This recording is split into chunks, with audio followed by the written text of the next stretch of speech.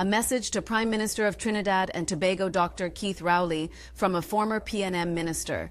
Dr. Politics Rowley-style anointing of young, SOE and psychology of fear, an opinion by Peter A.C. Taylor.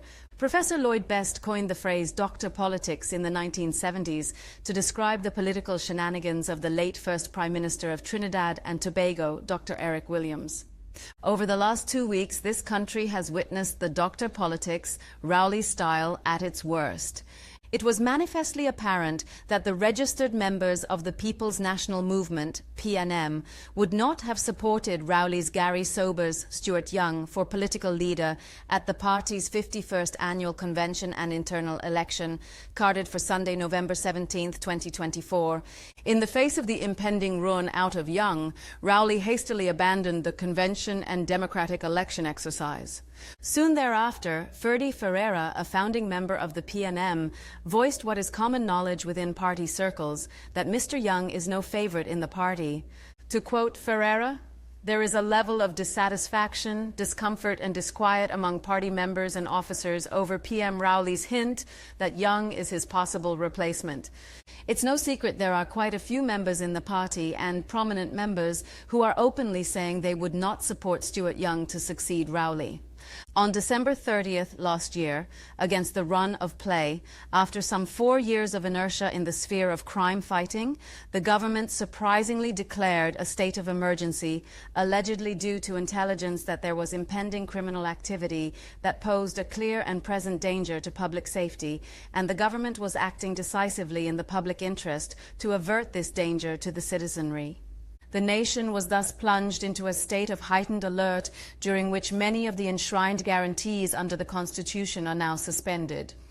The much-anticipated press conference held, not as expected by the Prime Minister to whom the nation spontaneously endears in moments of national crisis, but by none other than the Minister of Energy Young, assuming the role of Acting Attorney General in the absence of Reginald Armour, the substantive AG, conveniently out of the jurisdiction.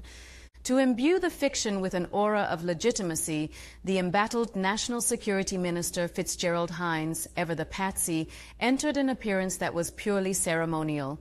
Young proceeded to weave a tale of perceived retribution by certain criminal elements in the country sufficiently grave so as to pose a clear and present danger to public safety and, by extension, national security. And the naive and unsuspecting public expressed a fleeting optimism that perhaps at long last the government had awoken from its slumber and was once and for all frontally tackling the criminal elements in the country. And, however, the only purpose and intent of the SOE was to crush any intended protest over Young's appointment by the PNM Parliamentary Caucus in the egg before it hatched. The PNM Parliamentary Caucus, comprising the party's MPs and senators, routinely convened to select speakers for debate and for joint select committee meetings of Parliament. The caucus possesses no constitutional power to select or endorse a political leader, let alone a prime minister. Young had the audacity to label members who were exercising their democratic right to vie for positions during the last PNM internal election as pothounds, even as he lacks the testicular fortitude to compete fairly in a leadership race in the very party of which he is chairman. That Dr. Rowley would treat the party membership with such utter contumely, not even bothering to feign deference and respect concern for the time-honored and hallowed party conventions as the only constitutional means by which the political leader is selected, but that he would dare to subvert the party's democratic traditions under the pretext of furthering national security imperatives, is unforgivable. That a sitting Prime Minister could conspire to engineer such an outrage is shocking, to say the very least. This hoodwinking of the nation possesses all of the irony of Shakespearean tragedy. Writ large, for within hours of the SOE being declared, Special State Prosecutor, Attorney at Law Randall Hector was gunned down as he left the Seventh-day Adventist Church on Stanmore Avenue in the nation's capital in the wee hours of New Year's Day. Unsurprisingly, this calculated and brazen attack evoked no word of sympathy from either Hines or Young, both of whom are themselves attorneys at law.